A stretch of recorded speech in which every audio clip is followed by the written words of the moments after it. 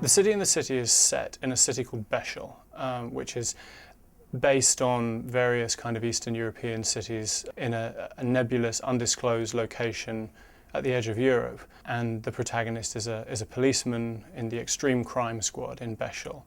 The book starts with what seems to be a routine murder, and then the investigation becomes more and more Byzantine, more and more conspiracies begin to get uncovered.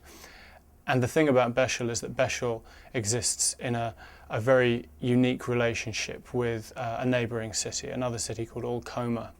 And the border between the two cities is really kind of unlike any other border in the world. Teodor Borlu, who's the main protagonist, has to journey from Bestselling to Olcoma to continue his investigation. Certainly it's not like any journey I've seen depicted, and the relationship between those two cities, which are very, very different.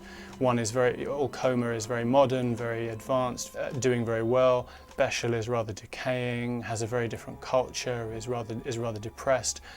Those two cities live in a very unique but very intimate relationship, and the journey between the two is part of what the story is based around. I really enjoyed trying to think of, my detective, who's by far the main character. It's through his head that we experience the book. It's a first-person narrative. It's his experiences, and this is Inspector Teodor Borlu, and he's a career policeman. He's very smart.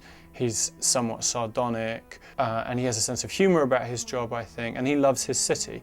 So my aim with Teodor Borlu is that, by the end of the book, in a sense, the reader has stopped thinking about him. The reader is happily inhabiting his head. I want to try and sort of write, at least one book in every genre I can. So I've already written a sort of Western and a sort of romance, and so I wanted to write a sort of police procedural.